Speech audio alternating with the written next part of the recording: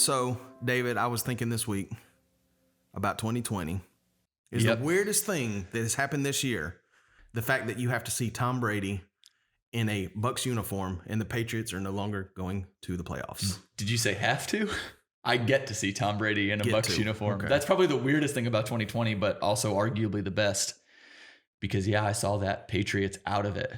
They are out. Right? Like First time since 2008 they've missed it. So like they can't even mathematically get in, right? No matter what happens. No matter what happens. And the Bucs are in, or they aren't quite? Right now they're in the hunt, as they say on the TV. For the first time since 2008? Yeah. Yeah, probably. So with all that being said, that's got me thinking about 2020 and, things happening at the church. Yeah. Everybody probably knows the story. They've heard it multiple times, but maybe they have not heard certain things about behind the scenes, the story of 12 Church, of exactly how we've gotten to where we are. Can you give me some insight about some things that's happened this year? Sure, man. Like it's been the most frustrating year and confusing and chaotic year, but it's been also pretty awesome. And we were talking right before we started to hit, before we hit record, we were just talking about some of the things that we've been able to see and stuff. And, people have heard the big story highlights. I was born here. My wife was born here. We planted the church, really excited, waited more than 10 years. Here we are. COVID shut us down 2 weeks in and things like that. But you'll probably remember this. Not many people probably remember what it was like in March. We were getting ready for week 3 of our in-person worship gatherings. You were there. It's Friday night. Setup team is there. We're having a blast because every Friday night we would set up and we were putting up the curtains. We're putting up the sound, the chairs, and we're getting excited. And I get a phone call probably about 8 o'clock at night. This is Friday before the Sunday, 2 days, less than 48 hours before church. And they're like, hey, with this whole coronavirus thing, we're not really sure what it is or whatever, but we're not comfortable with you guys meeting this weekend. Yeah. We're closing down school and everything. We were like, oh, what do we do now then? Because we literally were ready for church. I mean, we set it up ready for an in-person gathering and we went to Capital Taco. Capital Tacos. I remember that. I got the, what's that thing that you introduced me to? Oh, the Yum Yum, something Yum Yum, MC Yum Yum or something. MC Yum Yum, I think is what it was called. Good. Oh, it was so good. Because it was a joke. Yeah. We had heard about this virus thing, but we were not really worried about it. We're thinking maybe, okay, we take a week off. Big deal.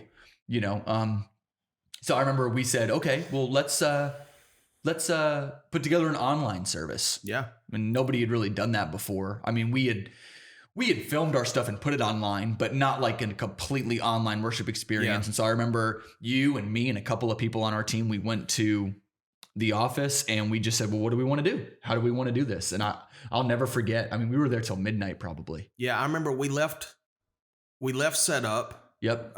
When we got the news and we went and got a little bite to eat right after that. And I remember we went to the office, just like you said, and we immediately started brainstorming. That was it. Because we didn't even know what we were brainstorming, right? Like, because nobody knew. We thought maybe it was going to be a week or 2 weeks. Because I remember the first question that was asked was, what are we going to do? Yeah. We were kind of in a round table situation. Yeah. And what are we going to do? Yeah. We knew that we had the capabilities to record and put together quality things, but we only had 24 hours.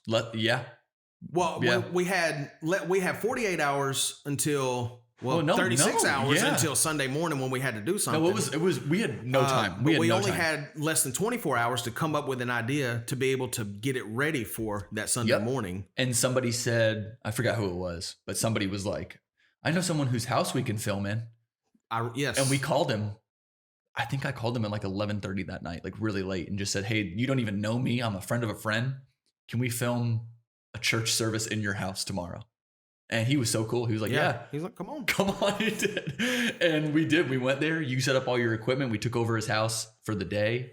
And we just did what we knew how to do. Yeah. And you put it together. We put it together. We premiered it on Sunday.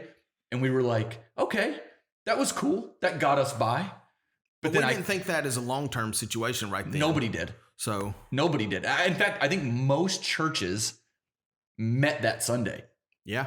I don't, unless you were kicked out of your facility. If a church, I don't think the mandate for that that you couldn't meet happen till later that week or even the week after that. I don't remember the timeline. And it was so crazy because it was like, I think at that point, like every county had different rules, right? And everything it was so up in the air and it was so new.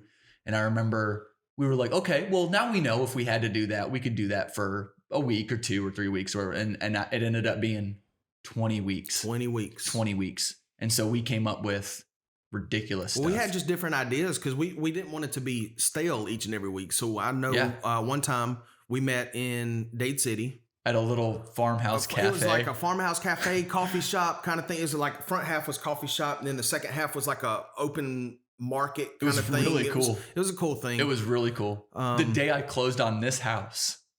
Yes. Literally, the day I closed, I drove here and opened the door so that we could record a worship service. Oh yeah, the first thing we did in here was record a worship service. The first thing that happened in this house was record us. Yes. Empty house. I mean, I don't even know that my wife had seen the house yet.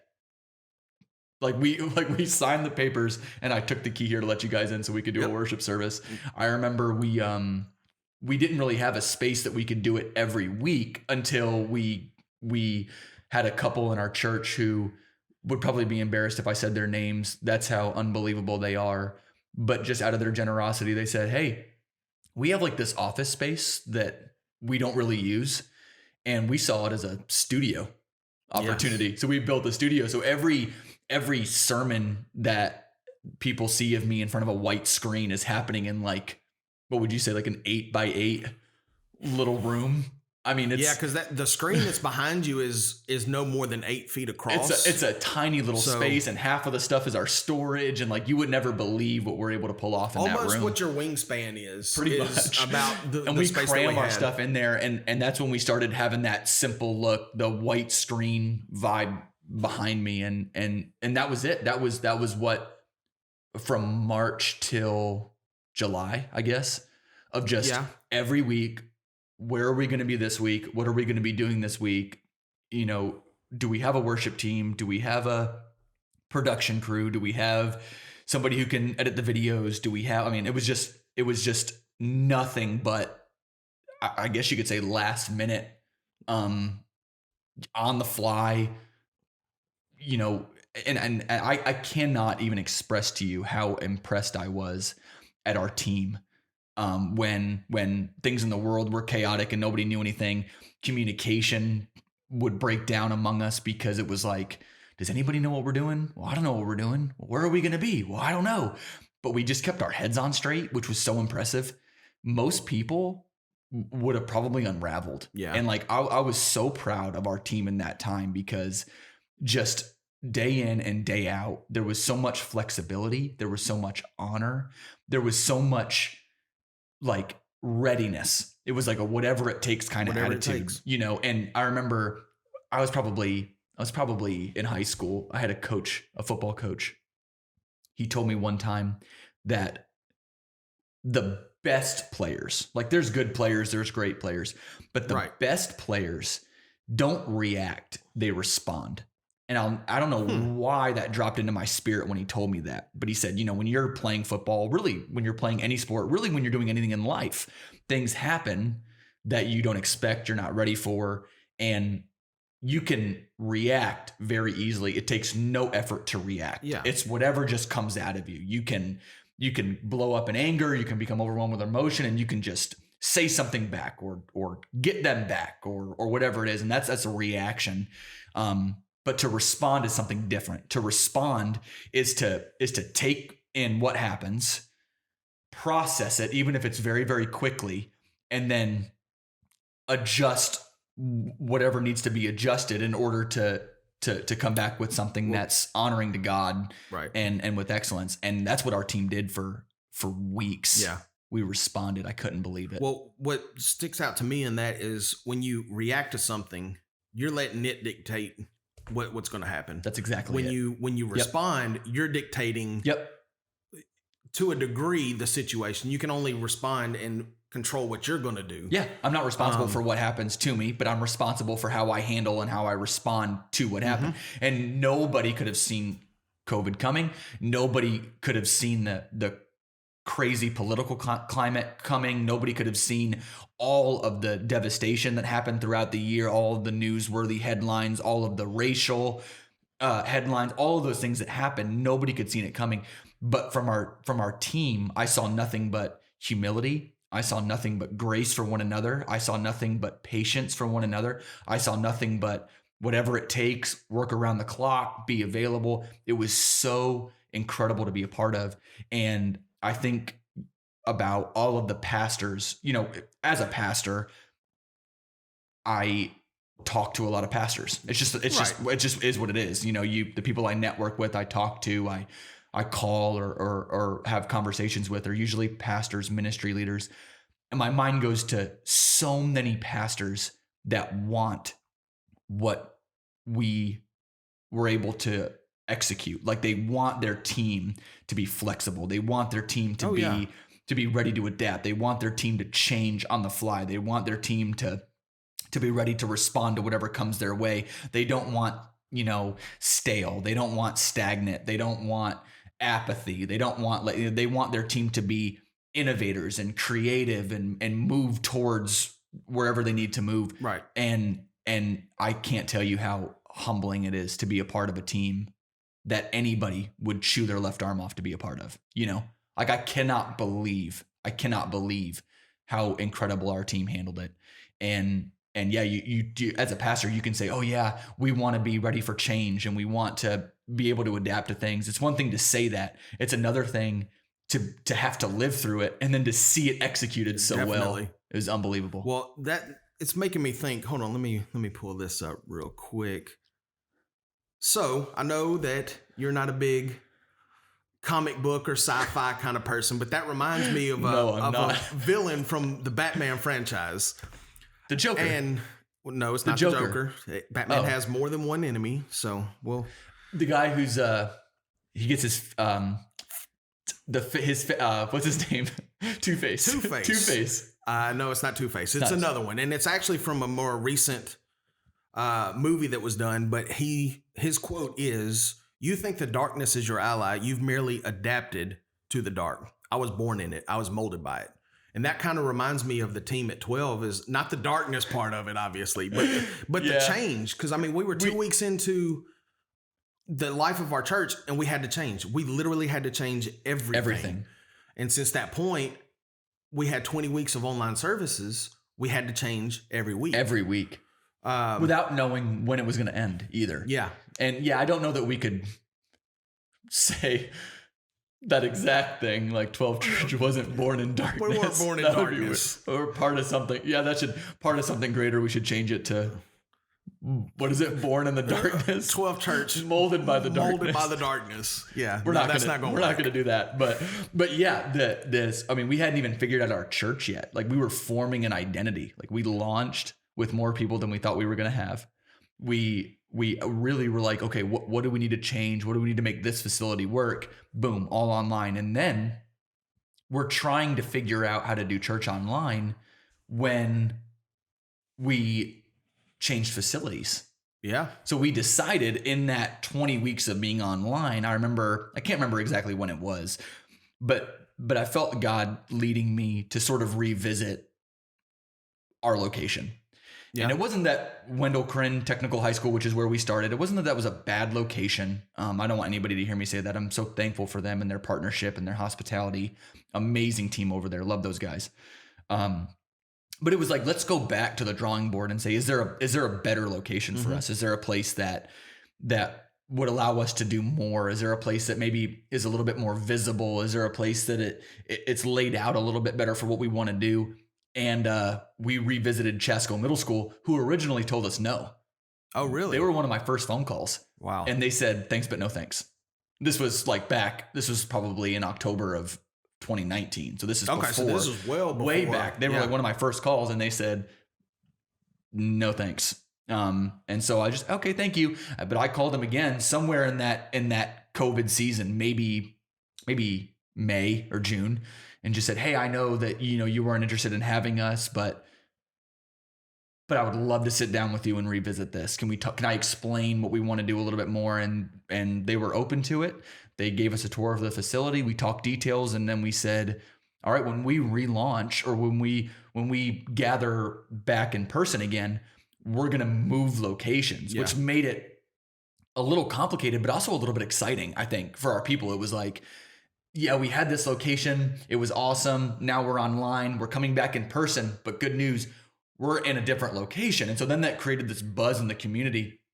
And I'll tell you what, man, I thought when we opened, I shouldn't say open. I always catch myself saying that. Yeah, we never closed. We never closed. Never closed. When we gathered back in person, I thought maybe on July 26th, we were going to have 40 people.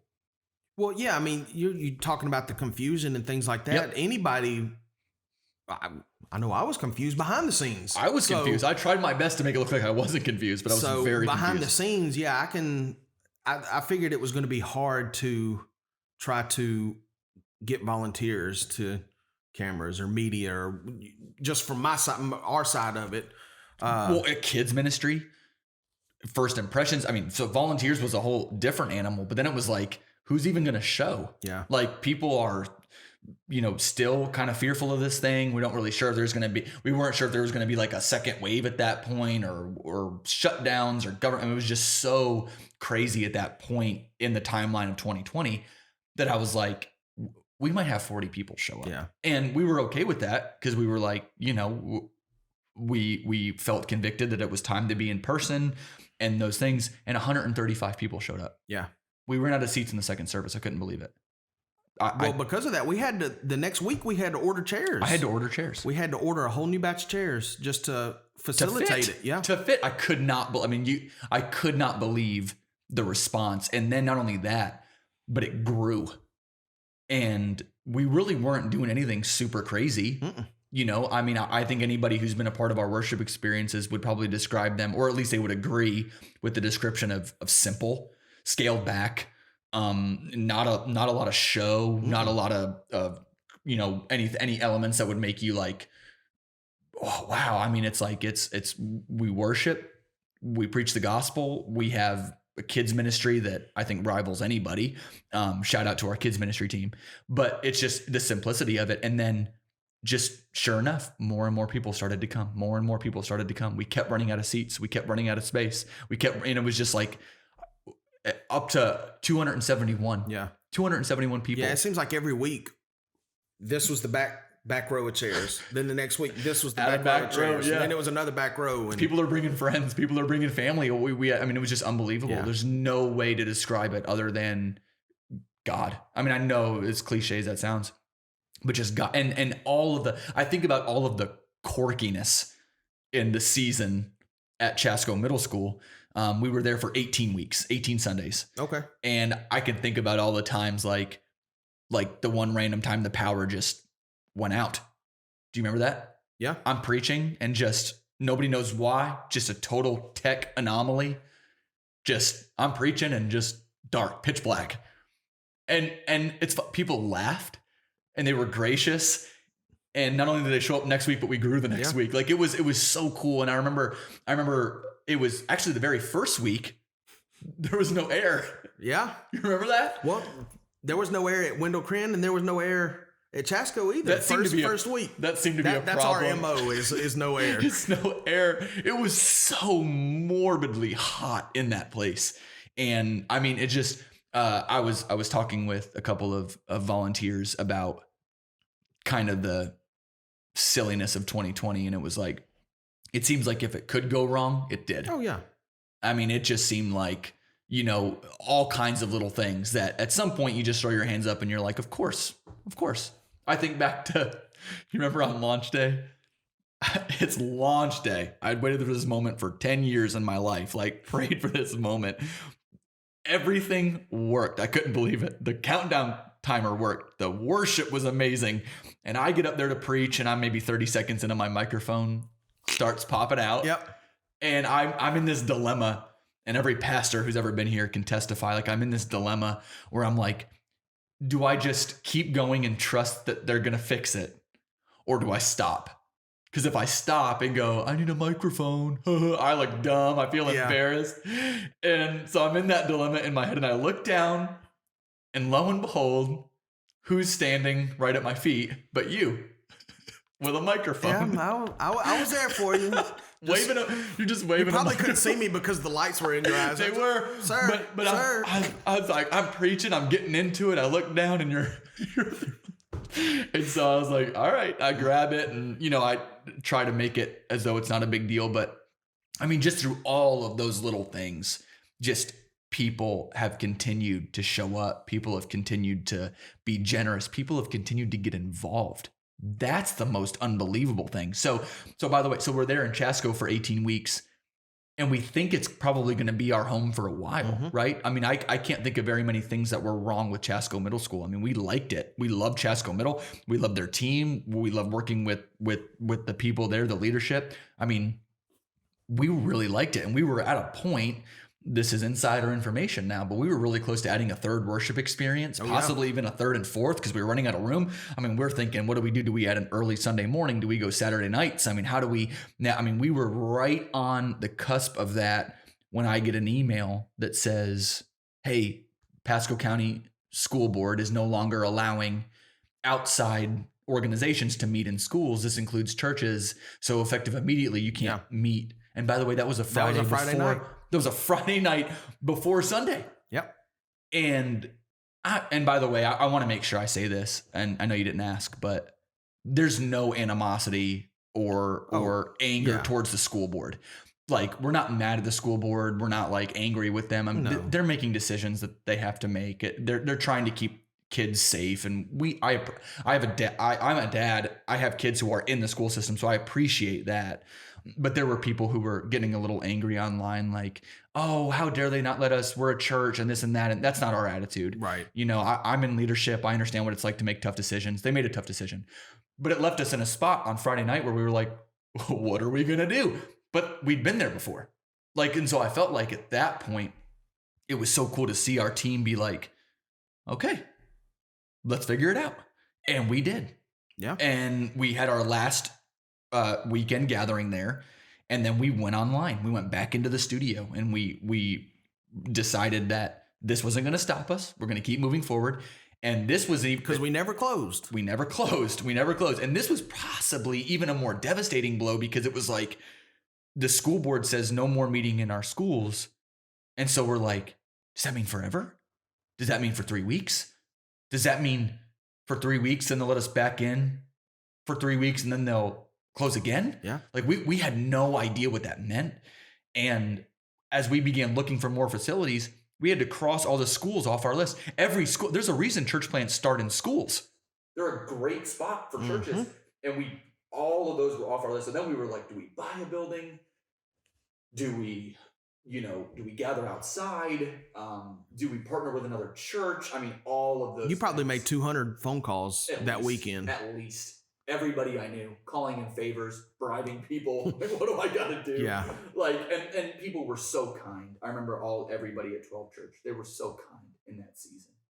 Patient and gracious.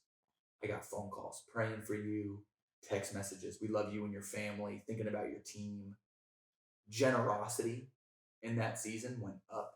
Like, people's giving increased.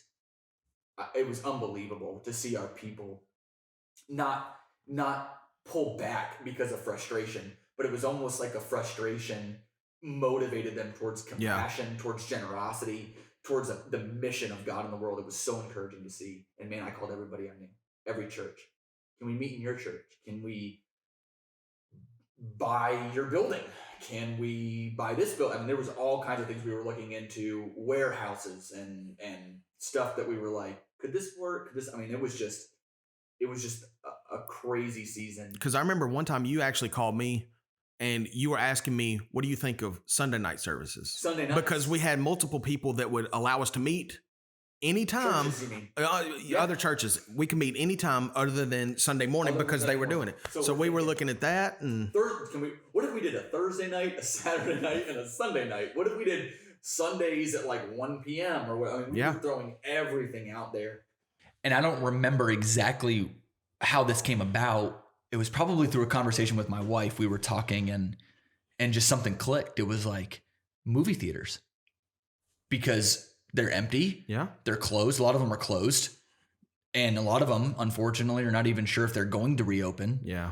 And so I made a phone call to Hollywood 18 and told them our story and said, what would you think about us renting your spaces on Sundays for our worship experiences? Even if it's not every week, what if we could just do Christmas there? That's kind of where we started. Can we just do Christmas at the movie theater?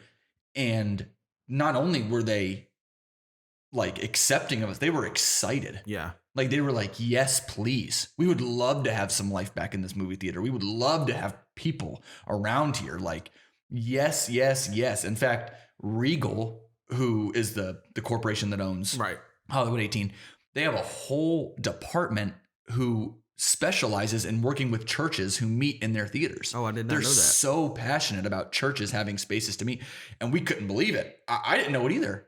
And so they were like, yeah, let's start with Christmas. And so that's what we said. We said, we're not going to say this is every week, but what we're going to do is we're going to have Christmas here, and we're going to see if we can pull this off, because this would be our third location in 9 months. 9 months.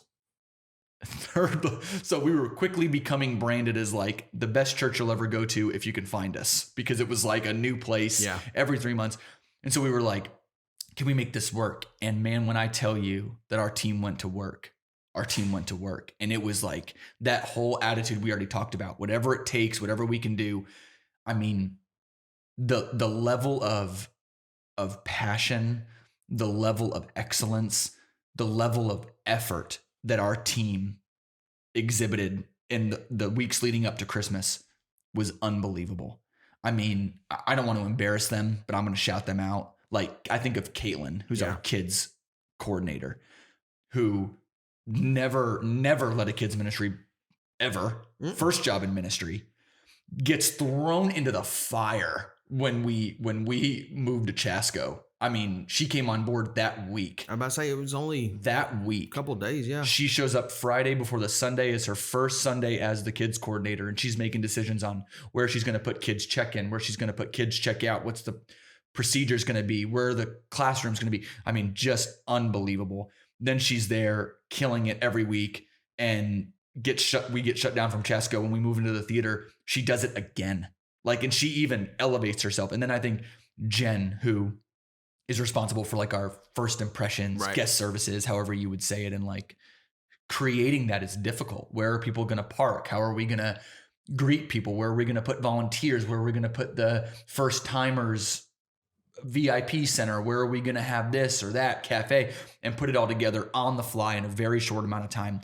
I think about you and Jacob from the production standpoint. Like, can we plug in here? Can we run a cable here? How do we make this work or that work? I mean, just all of that. Which, by the way, was very difficult, because in that theater, there are only 2 plugs. 2 outlets. There's 2 plugs whatsoever. So. Oh, there was plenty of times where you guys would freak me out, because like I'd walk back there and I'd be like, do we have any progress? And you were like, leave us alone. I was like, go away.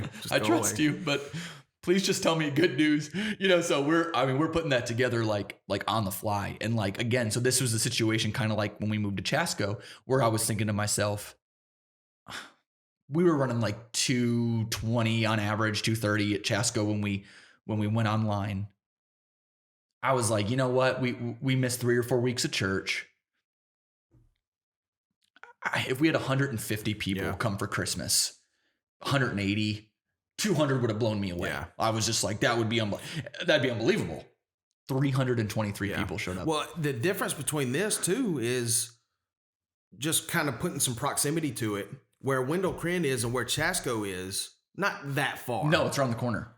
Between Chasco and the theater, about a 10-minute drive, maybe. Yeah, that's a little bit further. So I was a little worried about that. If I'm driving, so it's 10 minutes by a normal driver, but I can get there in 5. Yeah. But yes, you're right. All of that, and I'm just thinking like, did everybody get the communication? Did everybody see it on social media? We didn't spend a lot of money, advertising it in a lot of ways, and so we were like, we got to really depend on word of mouth. We got to really depend on people's personal social media, getting the word out, inviting friends and family, and like. People just kept showing up. Mm-hmm. People just kept showing up. I could not believe it. 323 people. And I remember thinking to myself as I was kind of walking around that day and just kind of walking back and forth and looking at it and just going, this is going to be our home. Yeah. This is it.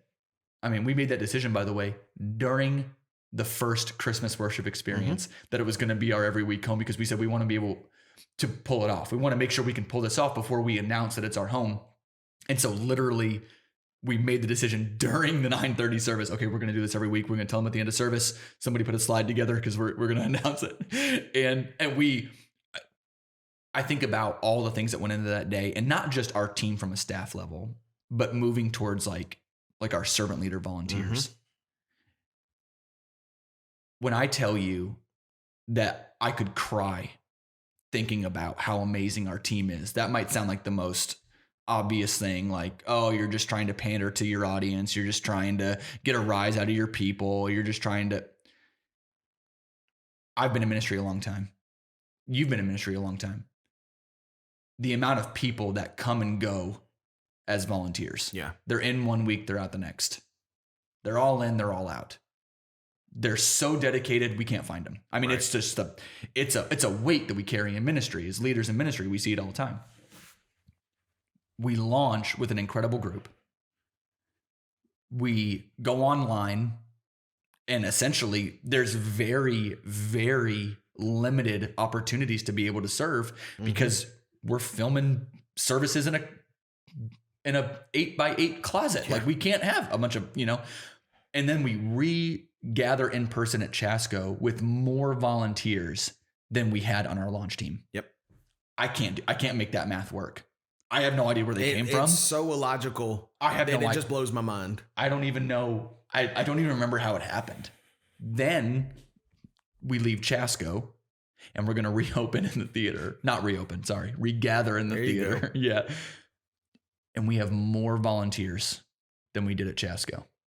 I don't understand. We had more people volunteer to help us get ready for the service all week. I was like, I couldn't all week. I couldn't wrap my mind around that. Giving up all their Saturday, giving up.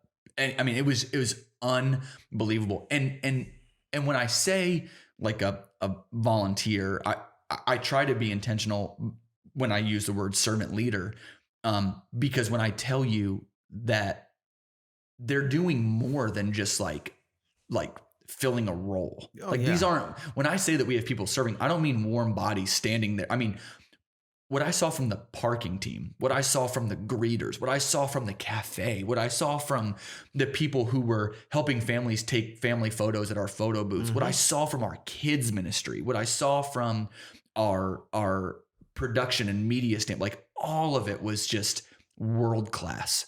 I mean, it would be a tall task to find the level of excellence, the level of passion that you found at 12 Church for Christmas. Like, I don't know that I've ever seen it.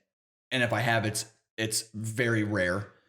And I mean, just the spirit in that place was unbelievable. And when we said this is our new home, the level of support, the level of excitement that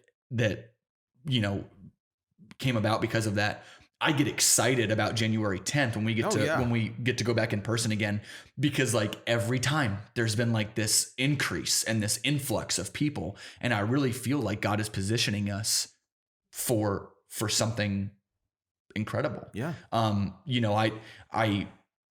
might have told you this. I can't remember who I told. Maybe my dad.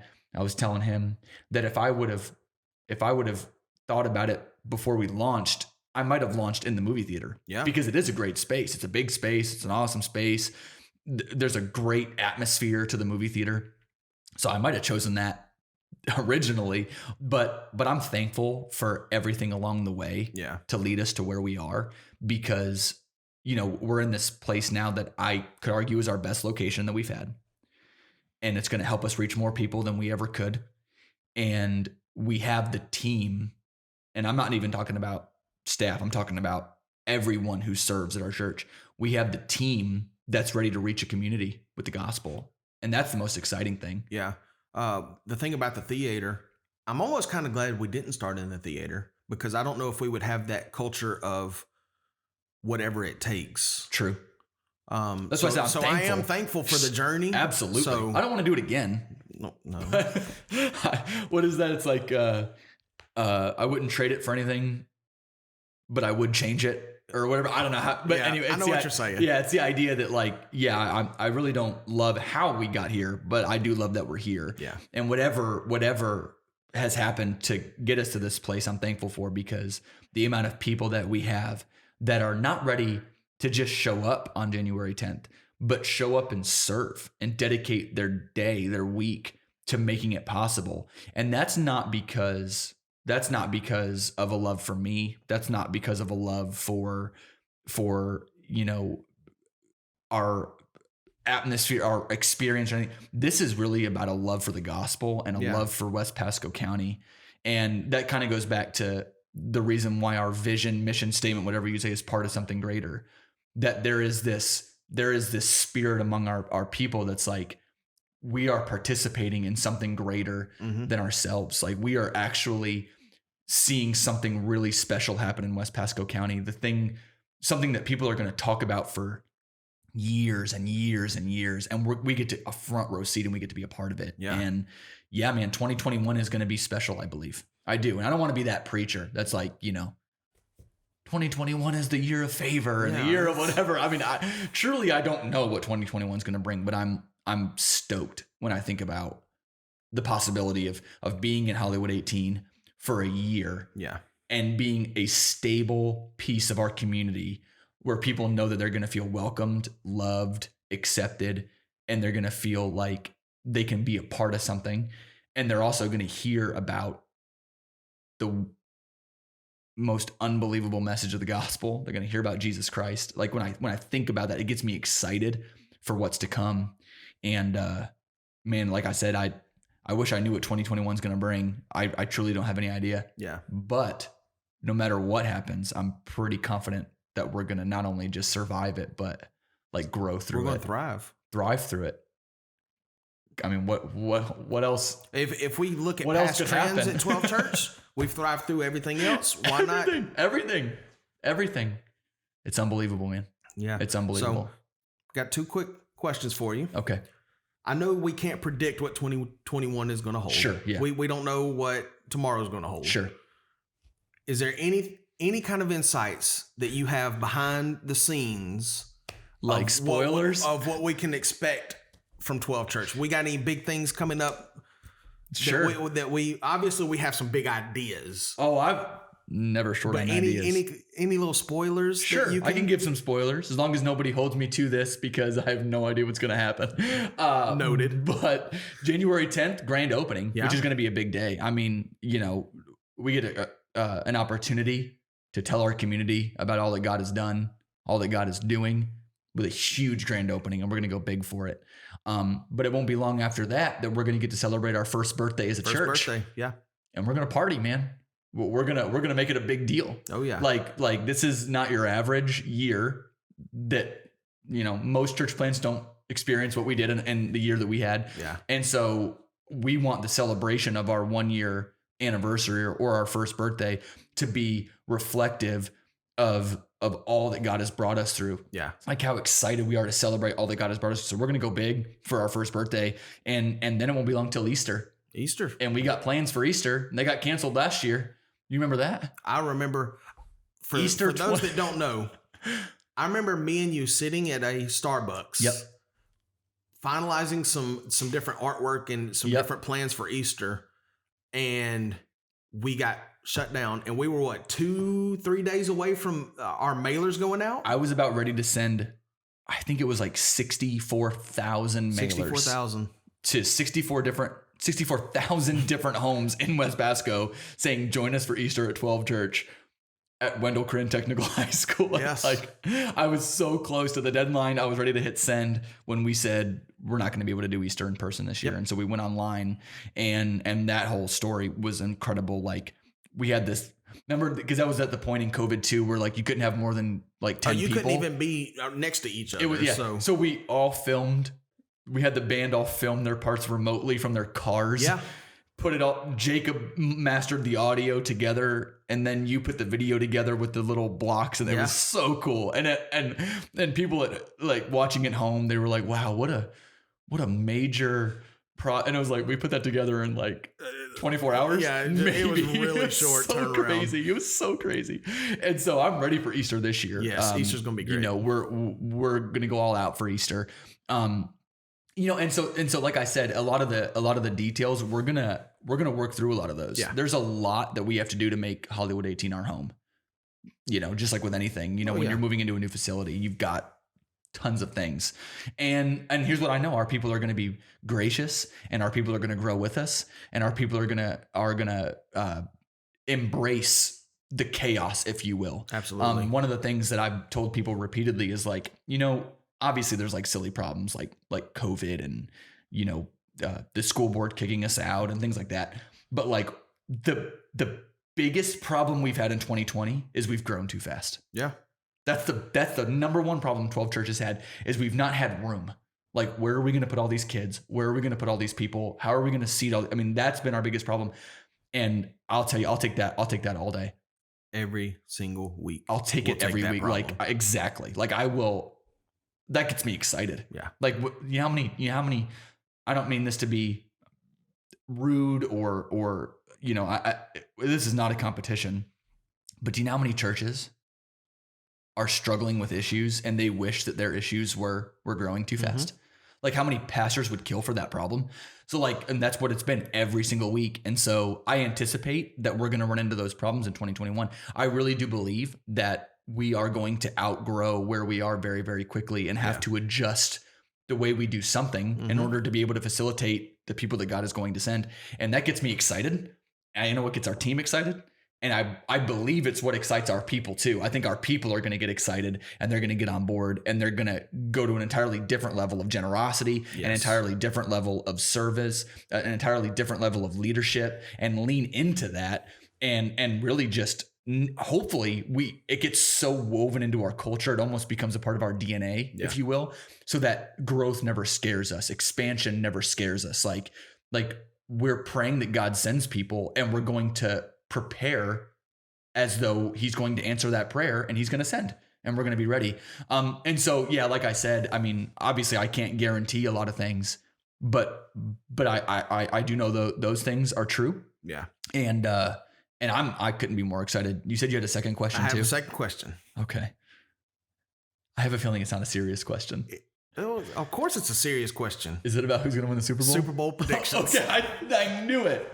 How is that not? That's a serious question. Listen, this is people. Okay, starting with you. You're problematic when it comes to this too. I'm not as much of a Tom Brady fan. False.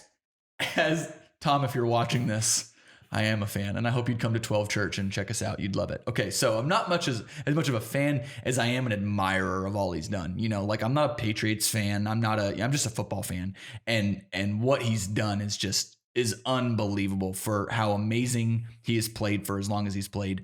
And I love listening to his haters. Like, there's something about it. Like, I just love, oh, he's old, he's washed up, he's over. And so like the fact that he's with the Tampa Bay Buccaneers, who would be my favorite team if I had to choose. I love the Bucs. I watched them growing up and everything. Yeah. That's just an added bonus.